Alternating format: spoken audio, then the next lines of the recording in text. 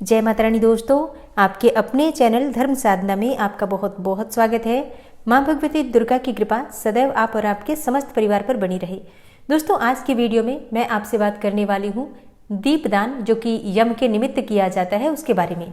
यम के निमित्त जो दीपदान किया जाता है इसे यम दीपदान कहा जाता है। स्कंद पुराण में वर्णन मिलता है कि यम के निमित्त जो हम दीपदान करते हैं उससे अकाल मृत्यु से रक्षा होती है।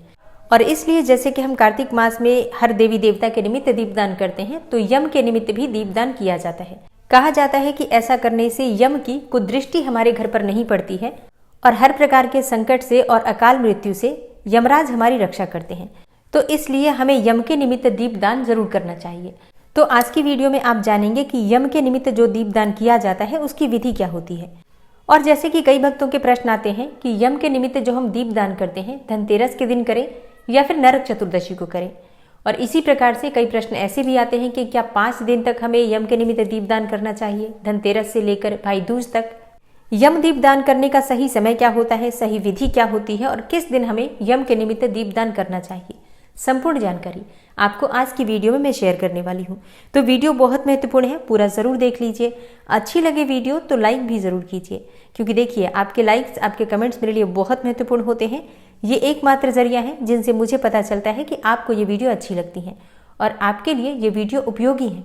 तो अगर वीडियो अच्छी लगे तो लाइक तो ज़रूर ही किया कीजिए। तो सबसे पहले जानते हैं कि यम दीपदान की विधि क्या होती है, किस प्रकार से हमें यम दीपदान करना चाहिए। तो देखिए, यम दीपदान के लिए आपको चाहिए एक दीपक। चौमुखा हो अत्यंत श्रेष्ठ है। चौमुखा ना हो, मतलब चारों तरफ अगर कोने नहीं भी निकले हैं तो भी कोई बात नहीं, आप उसमें बातियां डाल सकते हैं। 4 बातियां हमें डालनी है। चौमुखा दीपक प्रज्वलित किया जाता है। ऐसा कहा जाता है कि धर्म, अर्थ, काम और मोक्ष चारों पदार्थों की प्राप्ति हो जाती है यम दीपदान करने से। तो यम दीपदान के लिए हमें चौमुखा दीपक चाहिए। अब आप चाहे तो आटे का दीपक बना सकते हैं या फिर मिट्टी का दीपक भी आप ले सकते हैं। तो दीपक आप अपनी इच्छा के अनुसार आटे का या मिट्टी का कोई सा भी ले सकते हैं, जो आपसे बन पड़े। अच्छा हाँ, कई परिवारों में ऐसा भी होता है कि पुराना दीपक प्रज्वलित किया जाता है, मतलब नए दीपक का प्रयोग नहीं किया जाता है। तो अगर आपके यहाँ ऐसा होता है कि पुराना दीपक ही प्रज्वलित करना है तो आप पुराना दीपक भी ले सकते हैं। अब मान लीजिए कि किसी के पास पुराना दीपक ना हो, तब आप क्या करेंगे। देखिए, ऐसे में मन में किसी भी प्रकार का संशय मत रखिए। आप नए दीपक का भी प्रयोग कर सकते हैं, कोई ऐसी मन में दुविधा मत रखिए। मतलब देखिए, ऐसा कोई आवश्यक नियम नहीं है कि पुराना दीपक ही प्रज्वलित करना है। आप बिल्कुल नया दीपक ले सकते हैं। कोई मन में किसी भी प्रकार का डर या संशय आपको नहीं रखना है।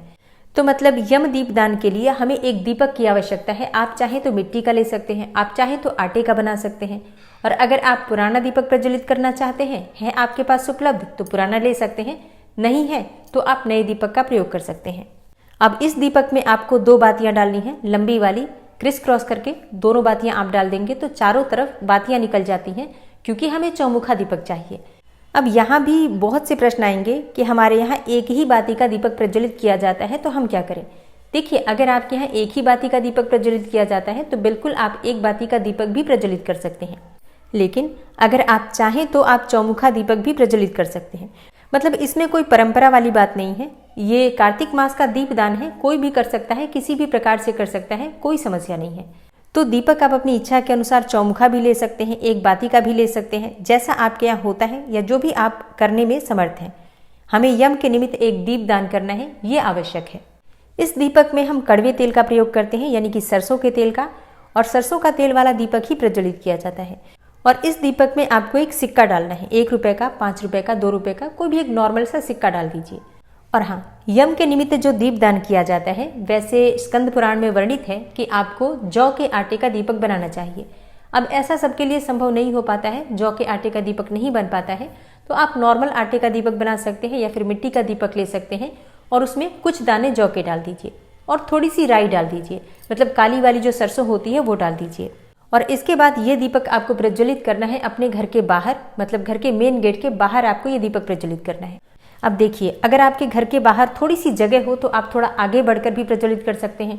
लेकिन अगर घर के बाहर निकलते ही दूसरों का घर आ जाता है तो फिर आप अपने घर के मुख्य द्वार पर भी प्रज्वलित कर सकते हैं, बाहर की तरफ, मतलब मेन गेट के अंदर नहीं, बाहर ही प्रज्वलित करना है। अब जैसे कि बहुत से लोग फ्लैट में रहते हैं या किराए के कमरे में रहते हैं, एक ही कमरा है, तो उनका प्रश्न आता है कि हम कहाँ प्रज्वलित करें। तो देखिए, आपके कमरे का या आपके फ्लैट का जो बाहर का मुख्य द्वार है, मतलब जिस कमरे में आप रह रहे हैं या जिस फ्लैट में आप रह रहे हैं, तो आपका जो मुख्य द्वार है उससे बाहर आपको ये दीपदान करना है। ठीक है, इस बात का ध्यान रखिए। और हाँ, बहुत से भक्तों के प्रश्न आते हैं कि क्या हम अपने घर की छत पर दीपदान कर सकते हैं यम के निमित्त? नहीं, ऐसा नहीं करना चाहिए, क्योंकि देखिए, घर की छत पर अगर आप दीपदान करते हैं तो घर का ही हिस्सा माना जाएगा, मतलब घर के अंदर का ही हिस्सा है आपका छत। जब हम घर के मुख्य द्वार को पार करते हैं तभी बाहर का एरिया माना जाता है। तो घर के मुख्य द्वार के बाहर आपको यम के निमित्त दीपदान करना है, अंदर नहीं। इस बात का आपको ध्यान रखना है। देखिए, पुराने समय में घर से बहुत दूर जाकर, मतलब थोड़ी दूरी पर जाकर ही यम के निमित्त दीपदान किया जाता था, मुख्य द्वार पर भी नहीं किया जाता था। लेकिन अभी इतनी सुविधा नहीं है। हम शहरों में रहते हैं, बहुत छोटे छोटे घर हैं लोगों के, किराए के घरों में रह रहे हैं, फ्लैट्स में रह रहे हैं, तो इतनी सुविधा नहीं है कि वो दूर जाकर और दीपदान कर पाएं। तो इसलिए कहते हैं कि घर के मुख्य द्वार के बाहर तो जरूर कर दीजिए। ठीक है, तो इस बात का ध्यान रखिए, घर के अंदर यम का दीपदान नहीं किया जाएगा और ना ही आप छत पर कर सकते हैं। अब जहां पर आप दीपक प्रज्वलित करेंगे, सबसे पहले दीपक के नीचे थोड़ा सा अनाज रख लीजिए। आप चाहें तो जौ रख सकते हैं, थोड़ा चावल रख सकते हैं, या फिर थोड़ा गेहूं रख सकते हैं। कोई भी सप्तधान्य आप रख सकते हैं। उसी के ऊपर दीपक रखना है और फिर दीपक प्रज्वलित कर लीजिए। चारों तरफ से आप दीपक प्रज्वलित कर सकते हैं अगर आपके पास चौमुखा दीपक है तो। और अगर आपके यहाँ एक ही बाती का दीपक प्रज्वलित किया जाता है तो आप एक बाती का दीपक भी प्रज्वलित कर सकते हैं। दीपक की बाती किस प्रकार से बनाएं? देखिए, लंबी बाती का प्रयोग इसमें किया जाता है। आप चाहें तो जो मार्केट से लंबी वाली बाती मिलती है, पूजा की दुकान पर मिल जाती है, उसका भी प्रयोग कर सकते हैं, या फिर अपने घर में सूती कपड़े से बना सकते हैं, या फिर अगर आपके पास रुई है, कॉटन है, तो कॉटन से बना सकते हैं। लंबी वाली बाती बना लीजिए और 4 बाती या 1 बाती, जैसा आपके यहाँ होता है उस प्रकार से बाती बनाकर और प्रज्वलित कर लीजिए। अच्छा, अगर आप 1 बाती का दीपक प्रज्वलित कर रहे हैं तब आपको ध्यान रखना है दीपक का मुख दक्षिण दिशा की तरफ होना चाहिए। और जो लोग 4 बाती का दीपक प्रज्वलित करते हैं तो उनके लिए तो कोई समस्या ही नहीं है, चारों दिशाओं में दीपक प्रज्वलित हो जाता है। और ऐसा कहा जाता है कि फिर चारों दिशाओं से यमराज हमारी रक्षा करते हैं। और दीपक प्रज्वलित करके दीपक के पास थोड़ा सा पुष्प रख दीजिए। एक जल का पात्र जरूर लेकर जाइए, थोड़ा जल वहां अर्पित कीजिए, पुष्प अर्पित कीजिए। और उसके बाद दक्षिण दिशा की तरफ मुख करके अपने दोनों हाथ जोड़ के प्रार्थना कीजिए कि हे यमराज, हे सूर्यपुत्र, हे काल के देवता, आप अपनी पत्नी सहित मेरे इस दीपदान को स्वीकार करके मेरे परिवार की हर प्रकार के संकट से, अकाल मृत्यु से, दुर्घटना से रक्षा कीजिए। तो इस तरह से प्रार्थना करके आपके दीपदान की प्रक्रिया संपूर्ण हो जाती है। और अब प्रश्न आता है कि धनतेरस को या नरक चतुर्दशी को किस दिन दीपदान करना चाहिए यम के निमित्त? देखिए, यम के निमित्त जो दीपदान किया जाता है, मतलब स्कंद पुराण में लिखा है कि हमें धन त्रयोदशी के दिन यम दीपदान करना चाहिए। लेकिन बहुत से स्थानों पर 5 दिन तक, जैसे कि धनतेरस से लेकर भाई दूज तक 5 दिन तक यम के निमित्त दीपदान किया जाता है। कई स्थानों पर नरक चतुर्दशी के दिन भी दीपदान किया जाता है, धनतेरस के दिन नहीं किया जाता है। तो आपके यहाँ जिस प्रकार से होता है, अगर आपके यहाँ धनतेरस के दिन दीपदान किया जाता है तो आप धनतेरस के दिन कर लीजिए। नरक चतुर्दशी के दिन किया जाता है तो नरक चतुर्दशी के दिन कर सकते हैं। और अगर आपके यहाँ पूरे 5 दिन तक, मतलब धनतेरस से लेकर भाई दूज तक दीपदान किया जाता है तो बिल्कुल आप 5 दिन भी कर सकते हैं। तो देखिए, ये बिल्कुल आपके अपने परिवार में जिस प्रकार के रीति रिवाज है उसी के अनुसार करना चाहिए। अब मान लीजिए कि आपके यहाँ यम के निमित्त दीपदान नहीं किया जाता है और आप करना चाहते हैं तो बिल्कुल आप धनतेरस को कर सकते हैं। चाहे तो धनतेरस से लेकर और 5 दिन तक, यानी कि भाई दूज तक कर सकते हैं। मतलब ऐसा नहीं है कि आपके परिवार में नहीं होता है और आप करेंगे तो कुछ गलत होगा, बिल्कुल भी नहीं। आपके लिए दीपदान करना शुभ ही होता है। तो अगर आपके यहाँ अब तक नहीं भी हो रहा है तो अब से आप करना प्रारंभ कर सकते हैं दीपदान। यम के निमित्त दीपदान करना तो अत्यंत आवश्यक है। और अब बात करते हैं कि उन सामग्रियों का क्या करें जो हम यम दीपदान में प्रयोग करते हैं, जैसे कि दिए का क्या करें, अनाज का क्या करें, या जो बाती अगर उसमें बच जाती है तो फिर उसका क्या करें, जो हम दीपक के अंदर जौ डालते हैं या फिर राई डालते हैं, सिक्का डालते हैं, उसका क्या करें। तो देखिए, दीपक जो आप प्रज्वलित करते हैं प्रतिदिन, जैसे कि अगर आपके यहाँ 5 दिन दीपदान किया जाता है तो 5 दिन आप अलग अलग दीपक दान करते हैं। मतलब हर रोज नए दीपक का ही आपको प्रयोग करना है, आटे का या फिर मिट्टी का, जो भी आप ले रहे हैं। तो दीपक एकत्र करके रखिए 5 दिन तक। और जैसे कि हम दीपावली पर जो भी दीपक होते हैं सबको प्रवाहित करते हैं या फिर विसर्जन करते हैं, तो उन्हीं सामग्रियों के साथ इस दीपक का भी विसर्जन हो जाएगा। अब बात आती है कि जो आसन हम देते हैं उस आसन दिए हुए अन्न का क्या करें। देखिए, वो अन्न आप पक्षियों के निमित्त डाल सकते हैं। अच्छा, आप ऐसा भी कर सकते हैं, जैसे अगर आपके यहाँ 5 दिन दीपदान किया जाता है या फिर 2 दिन किया जाता है तो आप चाहे तो एक ही प्लेट में आप रख दीजिए अन्न, और हर रोज इसी पर आप दीपदान कर सकते हैं, इसी अनाज पर। हर रोज आपको नया अनाज लेने की जरूरत नहीं है। और जब अंतिम दिन यानी कि भाई दूज का दिन होगा तब आप ये जो अनाज है ये पक्षियों को डाल देंगे।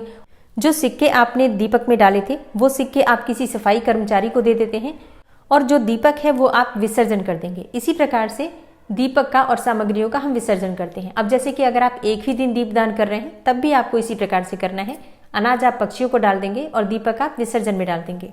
और अब आपका अगला प्रश्न होता है कि दीपक किस समय प्रज्वलित करें।